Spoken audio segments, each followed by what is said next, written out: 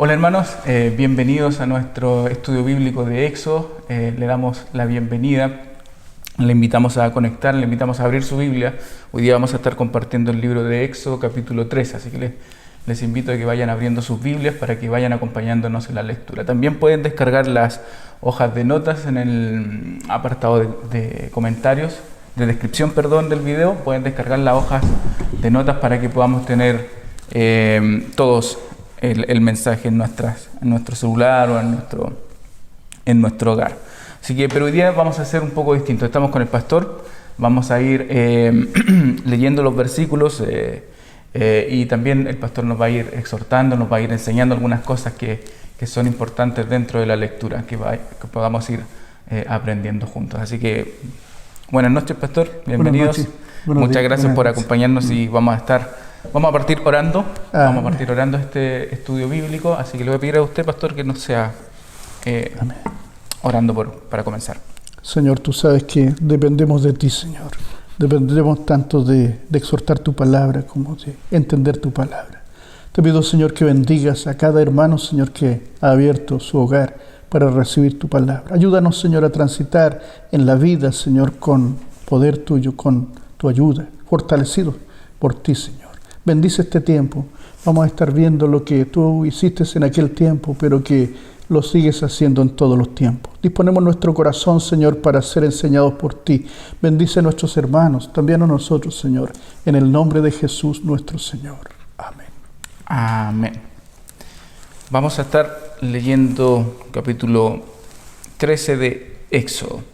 Hemos estado viendo anteriormente, el hermano Alberto la semana pasada habló acerca de la Pascua, la primera Pascua, y cómo Dios fue instituyendo cada uno de los elementos que disponían y cada simbolismo que tiene la Pascua. Hoy día vamos a seguir más o menos, vamos a ver cómo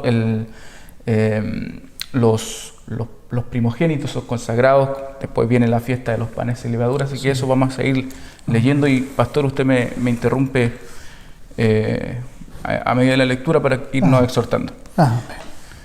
Bien. El Señor les bendiga, hermanos. Estamos viendo ahí la palabra del Señor.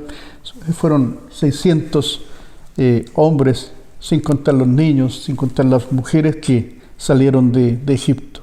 Después de estos 430 años que estuvieron los israelitas en Egipto, los que salieron allí, está registrado que fueron 600.000 hombres, sin contar los niños. También salió toda clase de gente, incluso egipcios, que tenían afinidad con el pueblo de Israel, salieron con ellos. Se habla poco de una realidad en cuanto a Israel, que tiene una vocación de acercamiento a los pueblos y un tanto cercano también al extranjero. Tiene un trato muy cercano con el extranjero, a lo menos eso es lo que el Señor le habló a Moisés respecto al extranjero. El Señor Jesucristo también le encargó a sus discípulos que fueran por todo el mundo a predicar el Evangelio y a ser discípulos a todas las naciones, como está escrito ahí en Mateo 28, 19. Isaías, en una referencia mesiánica, dice: te di por luz a las naciones para que seas mi salvación hasta lo postrero de la tierra. De algún modo, de repente se vio a Israel muy encerrado en sí mismo, sin querer compartir el mensaje de Dios a las naciones. Pero sin embargo, la vocación de Israel en cuanto a las naciones es importante. La idea del Mesías, que es la columna vertebral de toda la Biblia, siempre está enfocada hacia las misiones. Por eso el Señor Jesucristo se fijó en las naciones cuando dejó misión a sus discípulos: vayan por todo el mundo a predicar el Evangelio. Respecto a las fechas de 430, el Señor ya le había dicho a Abraham en su tiempo, estamos hablando de Génesis 15, que estaría en 400 años ahí en Egipto. Pero acá en el registro dice que estuvieron 430 años. De repente hay algunas diferencias. Eso es por alguna clase de apreciación. Es posible que tenga que ver con números redondos, 400, porque la Biblia es el libro de Dios. Habla de historia, pero no es un libro de historia. Habla de cálculos, pero no es un libro de términos matemáticos. Pero sí, no hay ninguna contradicción.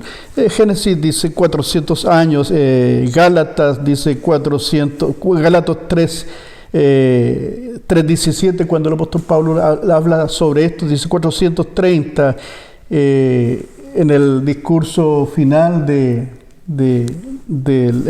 mártir, primer mártir de los cristianos, que fue el diácono, ¿cómo se llama el diácono? Esteban. Él dice 400. No hay problema, entiendo. Se entiende que algunos pasajes registran tiempos específicos y otros tiempos y cifras redondeadas. Así que no hay problema con las cifras en la Biblia. La Biblia sigue siendo la palabra de Dios y está siempre hablando de aquellas cosas que son fundamentales para la vida y para la salvación nuestra. El Señor te bendiga. Amén. Ahora comenzamos la lectura. Capítulo 13, versículo 1. Dice: el Señor habló con Moisés y le dijo: conságrame el primogénito de todo vientre.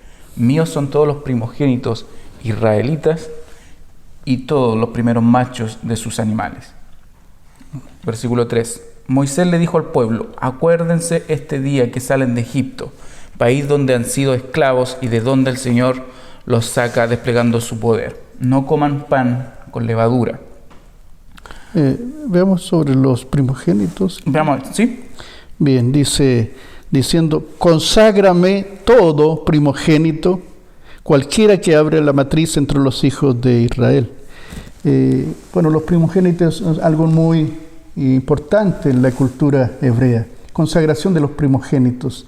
Ya se ve la primogenitura en los días de Abraham, en los días de Isaac, en los días de Jacob.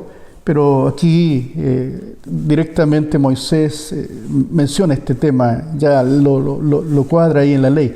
Entonces se habla de la consagración de los primogénitos en memoria de los muertos, de los primogénitos de Egipto y la preservación de los primogénitos de Israel. Todos los primogénitos del pueblo de Dios, tanto hombres como bestias, le pertenecían a Dios. A Dios le pertenecía el primogénito.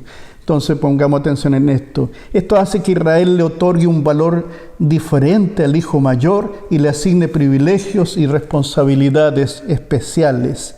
El primogénito se presentaba al Señor cuando cumplía un mes. Este pertenecía al Señor. Y el padre requería pagar el precio del rescate del pequeño al sacerdote. O sea, era presentado el niño, el primer hijo, allí en el templo al sacerdote, y para rescatarlo el padre tenía que pagar un precio por este niño. Así también se hacía con los animales, como vamos a ir viendo ahí, diferentes animales, tenía que pagarse el rescate por esos animales. Esto era el tema de la consagración, porque los primogénitos le pertenecían al Señor. El derecho de primogenitura incluía una doble porción de las propiedades y el liderazgo de la familia. Esto ya venía de antes, por eso Jacob se adelantó a comprarle la primogenitura a su hermano. Entonces venía de antes, pero ahora ya queda establecido. El derecho de primogenitura incluía una doble porción de la propiedad y el liderazgo de la familia como cabeza del hogar después de la muerte del padre. El primogénito tenía que velar también por su madre viuda y también por sus hermanas que estaban solteras. Había mucha responsabilidad. No solamente había derechos para el primogénito de la familia, sino también tenía responsabilidad importante delante de la familia. En sentido figurado, Israel como pueblo de Dios está representando ahí también este tipo de primogenitura. Así que veamos de nuevo el sentido figurado. Israel como pueblo de Dios en su contexto bíblico, no estoy refiriendo a Israel como el Estado de Israel actual, me estoy refiriendo a todo el contexto de Israel como pueblo de Dios. Desde estos días de que estamos hablando nosotros aquí, de los días de Moisés, hasta el día de que el Señor Jesucristo venga a establecer su reinado y cumpla las promesas con Israel. Eso, cuando digo Israel me refiero a eso. Entonces, en este sentido figurado, Israel como pueblo de Dios en su contexto bíblico, no como estado político, sino como el pueblo de la Biblia, el pueblo del Mesías, es primogénito de Dios en su expresión más elevada del concepto de primogenitura. El Mesías, Jesús de Nazaret, al cual el Nuevo Testamento le describe como el primogénito entre muchos hermanos. Sabemos que Jesucristo es el unigénito del Padre, es el Señor, el único Hijo de Dios, pero en sentido figurado se le llama también el primogénito de muchos hermanos. Vino, convirtió naciones y consideró que cada uno de ellos, aunque es nuestro Señor, Él nos considera hermanos, amigos. El primogénito de muchos hermanos. El premio también se le habla ahí en Colosenses 1:15, que es el primogénito de toda la creación. También se le dice el primogénito de los muertos allí en Apocalipsis. ¿Qué está diciendo con esto? El primogénito de toda la creación es la persona más elevada, la persona más poderosa, con más preeminencia ante toda la creación. Ante toda la iglesia tiene preeminencia, tiene el primer lugar. Y cuando se habla en Apocalipsis de el primogénito de los muertos, ese es el primero en resucitar de entre los muertos, en esta resurrección que nosotros esperamos tener también. Así que el Señor Jesucristo también está relacionado con este tipo de primogenitura en su poder, en su derecho sobre nosotros, en su derecho sobre la humanidad entera.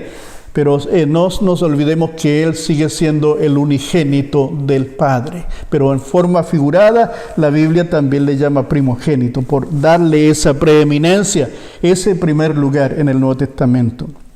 En estos pasajes se le llama primogénito para indicar preeminencia, cabeza, jefe, primero entre todos. Amén. Respecto a la primogenitura, también está enfocada hacia Jesús. Hacia Jesús.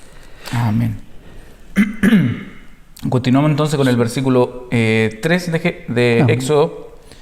Dice: Moisés le dijo al pueblo: acuérdense de este día en que salen de Egipto, país donde han sido esclavos y de donde el Señor los saca desplegando su poder. No coman pan con levadura.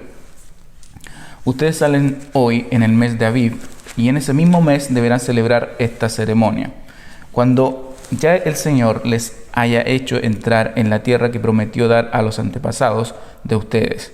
Se trata de la tierra de los cananeos, hititas, amorreos, heveos y jebuseos, tierra donde abundan la leche y la miel. Durante 7 días comerán pan sin levadura, y el día séptimo celebrarán una fiesta en honor al Señor. En ningún lugar de su territorio debe haber nada que contenga levadura, ni siquiera habrá levadura entre ustedes. Comerán pan sin levadura durante 7 días. Ese día ustedes le dirán a sus hijos: esto lo hacemos por lo que hizo el Señor por nosotros cuando salimos de Egipto. Versículo 9. Y será para ustedes como una marca distintiva en la mano o en la frente, que les hará recordar que la ley del Señor debe estar en sus labios, porque el Señor los sacó de Egipto desplegando su poder. Amén. ¿Por ahí? ¿Sí? Aquí habla de los panes hacimos, Éxodo 13, versículo 10 en adelante. También Moisés da instrucción de los panes hacimos y de la Pascua, festividad que dura 7 días. Está muy relacionada en los conceptos judíos, es lo mismo la fiesta de los panes hacimos, los panes sin levadura, que la Pascua está tan relacionada. También Moisés da instrucción respecto a esto, respecto a los panes hacimos y de la Pascua, festividad que dura 7 días en Israel y 8 días en la diáspora, en las naciones. La idea es recordar año tras año la liberación del pueblo de Israel de la esclavitud de Egipto y enseñar de manera didáctica a la familia y al pueblo hebreo cómo Dios sacó con mano fuerte a los antiguos de la esclavitud de Egipto. 7 días comerás pan sin leudar, dice ahí el versículo 6, y el séptimo día será fiesta para Jehová. Y lo contarás en aquel día a tu hijo, diciendo: se hace esto con motivo de lo que Jehová hizo conmigo cuando me sacó de Egipto. Por tanto, tú guardarás este rito en su tiempo, año a año. Eso dice el Señor en la palabra del Señor. Éxodo está hablando de esto, este deber. Los panes hacimos tanto como la Pascua. Ya mi hermano Alberto estuvo hablando y estuvimos escuchando muy detalladamente este tema. No vamos a detallar sobre esto, pero sí lo que representaba la Pascua cada año que se hacía. Estaba representando algo que Dios había hecho, algo tan glorioso, que los restauró, que los sacó de la esclavitud, que los redimió con poder, los sacó con poder. Así que estos nunca se iban a olvidar, porque los padres tenían el deber de enseñar a sus hijos lo que Dios había hecho a través de esto que estaban haciendo. El día del Cedar, que es la fiesta específica de la Pascua, cuando el jefe de familia se reúne junto a toda la familia, tiene preparadas la respuesta para los niños. Hacen cuatro preguntas específicas referente a la Pascua. ¿Por qué esta noche es diferente a todas las otras noches? ¿Por qué hoy día comemos de pie, no sentados? ¿Por qué hoy día comemos hierbas amargas y no como todos los otros días? ¿Por qué comemos pan sin levadura? Entonces el jefe de familia está preparado para hablar esto que se llama Agadá, que es una historia, la historia de lo que aconteció allí ese día, cómo Dios los sacó con mano fuerte. ¿Por qué comemos hierbas amargas? Porque esto está representando la amargura de 400 años de sufrimiento en Egipto. Luego está el pan sin levadura. Eso es porque estuvimos tan apurados esa noche, porque teníamos que salir en el Éxodo. Entonces él estaba explicando cada una de estas cosas. Los panes hacimos representan la salida precipitada de los hebreos. El pan que no alcanza a leudar, pero también representa la ausencia de pecado y de todo mal que pueda fermentar y descomponer lo que debe ser puro. Entonces para nosotros también tiene una importancia muy grande todo esto. Nosotros participamos ahí de la cena del Señor y siempre recordamos lo que Jesús hizo por nosotros. Derramó su sangre en la cruz del Calvario, hizo algo tremendo, nos libertó, nos redimió del pecado y todo eso. Entonces esto también de la salida precipitada, nosotros también estamos recorriendo un éxodo espiritual en esta vida, pero luego ya pasamos a la otra vida. Entonces debemos estar preparados ahora más que nunca. Quizás cuando venga el Señor no vamos a estar preparados para hacer lo que hacemos cotidianamente, pero sí debemos estar preparados espiritualmente y también desalojar de nuestro corazón y también de nuestra doctrina toda clase de levadura, todo aquello que pudiera hacer fermentar, descomponer nuestra relación con Dios. Dice la palabra de Dios que nosotros somos olor grato para Dios. Entonces, si nos echamos a perder espiritualmente, nos vamos a descomponer. Es como que si algo hubiera entrado en nosotros y eso hace que se leude la masa. Entonces los panes hacimos estaban representando al pan sin levadura, que era algo que no iba a fermentar ese pan, el pan que no alcanzó a leudar, pero también representa la ausencia de pecado y de todo mal que pudiera fermentar y descomponer lo que debe ser puro. Nosotros debemos desalojar de nuestro corazón toda ocasión de pecar, porque el Señor nos ayuda a vencer la tentación, nos ayuda a estar en pie. El Señor nos fortalece espiritualmente, pero Satanás va a querer luchar ahí en nuestra mente, va a querer colocar cosas que van a destruir nuestra comunión con Dios, que nos van a inducir al pecado. Por eso se le llama el tentador a Satanás, porque tiene diversas estrategias para tratar de hacer caer a aquellos hermanos que quieren mantenerse fiel al Señor, que son ayudados al Señor, que el Espíritu Santo vino para santificarles, pero tenemos un enemigo que nos quiere hacer caer. Pero avancemos hacia adelante confiados en el Señor, y si usted resiste la tentación, va a tener más fuerza cuando venga otra vez el enemigo a tentarle de alguna manera. Así que desalojemos de nuestro corazón toda clase de pecado que está representando aquí la levadura, y el Señor nos ayude a avanzar cada día con fe en el Señor. Amén, Carlito. Amén. Importante lo que usted dice, pastor, en la parte, bueno, por lo menos dos cosas importantes que veo acá. El cómo el Señor les enseña a traspasar la enseñanza hacia sus hijos, y Amén. obviamente eso se va dando generación tras generación. Y cómo nosotros también podemos o debemos hacerlo, traspasar las enseñanzas de Dios hacia nuestros hijos, y eso parte en la casa. No lo hace el sacerdote, no lo hizo un rabino o lo que sea en orden jerárquico, sino lo hace el padre de familia y dentro del hogar, dentro de una tradición familiar. Amén. Hasta el día de hoy lo hacen. Hasta el día de hoy lo hacen, eso es muy importante. Y como nosotros debemos también hacerlo, pasar a nuestros hijos, conversar con ellos, responderles sus preguntas que ellos tienen. Si bien estas 4 preguntas que hacen son unas preguntas ya manejadas durante toda la historia que se ha celebrado la Pascua, los hijos también tienen preguntas a nosotros y debemos estar preparados para responderle. Y lo otro es la levadura, cómo quitar la levadura, eso que afecta la masa, echa a perder el pan, lo fermenta. Así que eso. Pasamos. Sí.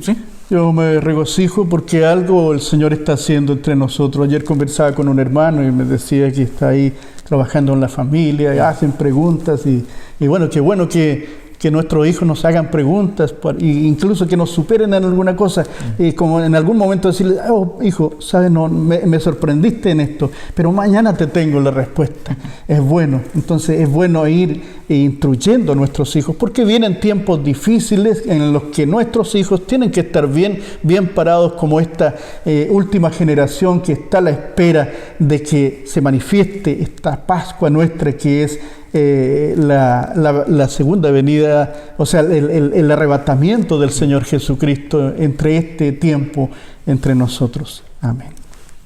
Amén. Pasemos al versículo 17. Dice: cuando el faraón dejó salir a los israelitas, Dios no los llevó por el camino que atraviesa la tierra de los filisteos, que era el más corto, pues pensó: si se les presenta batalla podrían cambiar de idea y regresar a Egipto. Por eso les hizo dar un rodeo por el camino del desierto en dirección al Mar Rojo. Los israelitas salieron de Egipto en formación de combate. El versículo 19: Moisés se llevó consigo los restos de José según se lo había pedido a los israelitas bajo juramento. Estas habían sido las palabras de José: pueden contar ustedes con que Dios vendrá en su ayuda. Cuando eso suceda, llévense de aquí mis restos. Los israelitas partieron de Sucot y acamparon en Etam, donde comienza el desierto. Versículo 21. De día el Señor iba al frente de ellos en una columna de nube para indicarles el camino. De noche los alumbraba con una columna de fuego. De ese modo podían viajar de día y de noche. Jamás la columna de nube dejaba de guiar al pueblo durante el día, ni la columna de fuego durante la noche. No sé si tienes algo que agregar. Me llama la atención como José le encargó: cuando salgan de aquí, lleven mis huesos. Entonces no se olvidó Moisés de esto. Moisés llevó los huesos de José para colocarlos allí en Tierra Santa, en la tierra que el Señor les había dado. Qué tremendo. Y esto de la presencia del Dios Todopoderoso ahí en la columna de nube y de fuego. Entonces la columna de fuego y de nube, esto es la presencia del Señor que tú vas a hablar, es la gloria de Dios, es la Shekinah. es la gloria, la manifestación, es la presencia manifiesta de Dios. También habla de Jesucristo, que Jesucristo es como la gloria del unigénito del Padre. Así que el Señor bendiga este tiempo. Claro, así como el Señor condujo a su pueblo a través de esta nube de fuego, Dios mismo, la presencia de Dios, amén, a través de esta nube de fuego y nube en el día, el Espíritu Santo también nos guía a nosotros como creyentes. Y me gustaría más o menos hacer una aplicación para nuestra vida acerca de este pasaje, acerca de la columna de fuego, de nube y de fuego. Y como les digo, me gustaría que veamos las características que tiene una persona que es guiada por Dios, o las características que debiéramos tener nosotros cuando somos guiados por Dios. Y lo primero que vemos de este pasaje es que las personas que son guiadas por Dios han sido librados por el Señor. Al igual que el pueblo de Israel fue librado por el Señor, nosotros también hemos sido librados del pecado, de la esclavitud del pecado. En el versículo 16 dice: el Señor nos sacó de Egipto desplegando su poder. No son las personas que no han reconocido al Señor como su Salvador, sino nosotros que hemos reconocido al Señor como nuestro Señor y Salvador, los que somos guiados por el Espíritu Santo, por el Señor, y hemos sido librados por el Señor. Nosotros tenemos este don maravilloso, que hemos sido librados de la esclavitud del pecado. Yo creo que todos sabemos que nosotros fuimos esclavos del pecado. Amén. Ahora somos libres. Y mientras estamos bajo el dominio del pecado, estamos en esclavitud. Debemos ser liberados por la sangre de Cristo antes de que podamos llegar a ser, como dice Apocalipsis 1, un reino de sacerdotes para Dios. Amén. Lo segundo que debemos tener en consideración es que una persona guiada por el Señor, una persona guiada por el Espíritu Santo, debiera seguir sin vacilar. Amén. Sin vacilar. Dice en el versículo 18, Dios no los llevó por el camino que atraviesa la tierra de los filisteos, que era el más corto, pues pensó, si se les presentara batalla, podrían cambiar de idea y regresar a Egipto. Nosotros en nuestra mente siempre tenemos la idea de cómo Dios puede moverse o cómo Dios puede guiarnos. Los planes de Dios muchas veces son diferentes a los nuestros. La mayoría de las veces no van a concordar con lo que nosotros hemos pensado. Cualquiera pensaría que lo iba a llevar Dios por el camino más corto, pero Dios los llevó por el camino más largo, por el desierto. Muchas veces nosotros también vamos a tener que atravesar el desierto. Vamos a tener que, para ser conducidos por Dios, vamos a tener que atravesar situaciones difíciles en nuestra vida, donde vamos a empezar a dudar si es que en realidad estamos siguiendo o no a Dios. Vamos a atravesar el desierto, vamos a hacer el camino más largo. Dios los llevó por el camino. El camino más corto representaba un peligro para que ellos volvieran atrás. Claro. De repente el camino fácil en la vida cristiana representa también un peligro para alejarnos de Dios. Mucha gente que de repente es bendecida, de repente se queda en el camino porque empapa su corazón en las bendiciones, se olvida del dador y se afana en lo que Dios da. En lo que Dios da. Amén. Amén. Eso, el número 3.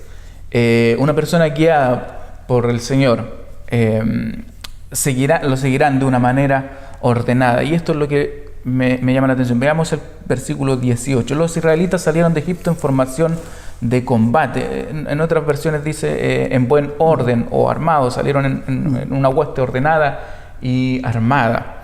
Dios es un Dios de orden, lo hemos dicho un montón de veces. Y lo que quiero aplicar aquí en nuestra vida es que ¿puede acaso haber otra cosa que una regularidad armoniosa cuando el Señor conduce, cuando es armonioso y cuando todos desean por igual seguirle? Y como dice Pablo, ¿de dónde vienen las divisiones entonces? De las profundidades de nuestra mente orgullosa, de nuestras mentes carnales que buscan lo propio. Yo soy de Pablo, yo soy de Apolo. Ayuda. Dios es un Dios ordenado. Dice que salieron en formación de combate, en formación ordenada. Las divisiones vienen de nuestras mentes carnales, de nuestras mentes orgullosas que buscan lo propio. Lo hemos escuchado un montón de veces de voz de nuestro pastor acerca de las divisiones y cómo la gente empieza a dividirse. Debemos ser ordenados, tanto en doctrina, en lo que sea, cómo llevamos nuestra vida, ser ordenados. Y número 4, las personas que son guiadas por Dios andarán en la luz de Dios. Dice el versículo 21, de día el Señor iba al frente de ellos en una columna de nube para indicarles el camino. De noche los alumbraba con una columna de fuego. De ese modo podrían viajar de día y de noche. Desde la columna Dios los conducía y los protegía. Los satisfacía con pan y en las tinieblas del desierto resplandecía sobre ellos. Cuando nosotros estamos bajo la dirección de Dios, vamos a estar siendo alumbrados, vamos a andar bajo la luz de Dios. No va a haber tinieblas a nuestro alrededor, no va a haber oscuridad. Juan 8:12 dice: el que me sigue de ningún modo andará en tinieblas, sino que tendrá la luz de la vida. Cuando usted se deje guiar por Dios, tenga por certeza que no va a haber oscuridad en su vida. La luz de la presencia de Dios sigue resplandeciendo sobre su pueblo en la oscuridad de este mundo desierto por el santo pilar de su palabra. A través de su palabra nosotros somos iluminados. Camina en su luz, prosigue adelante para conocer, dice el Salmos. Amén. Eso, pastor, yo quería hablar acerca de este último pasaje. Amén. Hermosa aplicación de la palabra del Señor. Terminaba ahí diciendo: y Jehová iba delante de ellos de día en una columna de nube para guiarlos por el camino, y de noche en una columna de fuego para alumbrarles, a fin de que anduviesen de día y de noche. Nunca se apartó delante del pueblo la columna de nube de día ni de noche la columna de fuego. Nunca se va a apartar el Señor de usted. Siempre va a estar con nosotros. Él dijo, el Señor Jesús dijo: yo estaré con ustedes todos los días hasta el fin del mundo. Cuando nos sentimos que estamos lejos de Dios es porque nosotros torpemente nos hemos alejado del Señor. Nos hemos alejado, como decía Carlos, de su luz. Pero es necesario que ahí estemos guardados por Él, sometidos al Señor, buscando la cobertura del Señor. Como le decía, esta nube era la presencia manifiesta de Dios. Se conoce como Shekinah, la presencia manifiesta de Dios. Una nube, una neblina que iba en el día sobre ellos y en la noche se transformaba en una columna de fuego. El Señor estuvo todos los días con ellos. Esta nube representa también a Cristo. Como dice Juan, vimos su gloria como el unigénito del Padre. Entonces representa a Cristo, representa su vida, su poder, guardándonos a nosotros. Así que si el enemigo viniera a atacarnos, el Señor nos va a guardar. Si estamos en peligro, el Señor va a estar guardándonos a diestra, a siniestra, por todos lados va a estar guardándonos. También representa el poder del Espíritu Santo que está aplicando la sangre de Cristo a nuestras vidas. Así que es poderoso Dios con nosotros, es poderoso Dios con usted, con su hogar. Confíe en el Señor. Esto no significa que a usted no le pueda pasar algo, pero si algo nos puede pasar, va a ser dentro de los planes de Dios, porque Dios está trabajando con nosotros. Y si nos va a llevar en algún momento de estos días la presencia del Señor, debemos estar totalmente preparados. Confiamos absolutamente que Dios no pierde el control en ninguna situación. Si pasamos por el horno de fuego, el Señor tiene ahí el termómetro atento. Fíjense de Daniel ahí con Sadrach y Mesec, ahí en el horno de fuego. El Señor estuvo ahí con ellos, guardándoles en el proceso de prueba. El Señor guarde a cada hermano en cualquier situación que estemos. El Señor les fortalezca, les establezca cada día en su palabra. El Señor les bendiga. Así que no se olvide, hoy día vimos respecto a los panes hacimos, vimos respecto a los primogénitos y vimos también la salida del pueblo de Dios ahí, de Israel, de Egipto. Amén. Amén. Claro, vimos esas cosas que mencionó el pastor. Mantengamos la lectura de la palabra de Dios en nuestros hogares. No nos quedemos con esto que hemos leído acá, sino que ustedes sigan leyendo. Pueden ir avanzando con el capítulo siguiente para que cuando el hermano Alberto nos venga con la Amén. enseñanza de la próxima semana tengamos algo adelantado en nuestro corazón y en nuestra mente. Así que vayan leyendo la palabra de Dios. Está interesante este capítulo, este libro de Éxodo, y se sigue poniendo mucho más interesante. Y viendo cómo Dios siempre nos va guardando, nos va guiando hacia Él. Así que es súper importante.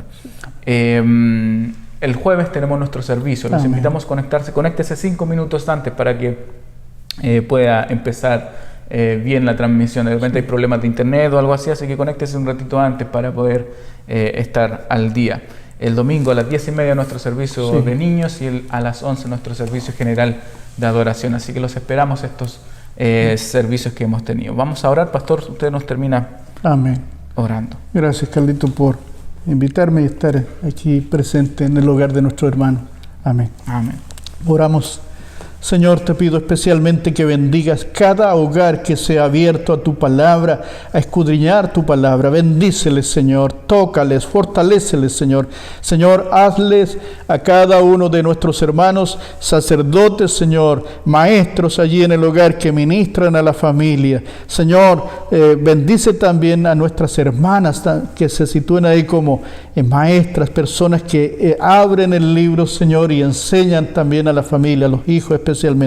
Bendice toda la familia, Señor. Guárdales, Señor, en tu nombre. Señor, fortaléceles y tu presencia vaya con cada uno de ellos todos los días. Guárdanos, Señor, en estos días difíciles. Tu presencia vaya delante de nosotros, vaya detrás de nosotros, al lado, Señor, debido a tu misericordia, porque hemos creído en ti y en humildad te pedimos, Señor, que nos coloque bajo tu cobertura y bajo el poder de la sangre de Jesucristo. Y bendice a tu pueblo en el nombre del Padre, del Hijo, del Espíritu Santo. Amén. El Señor le bendiga.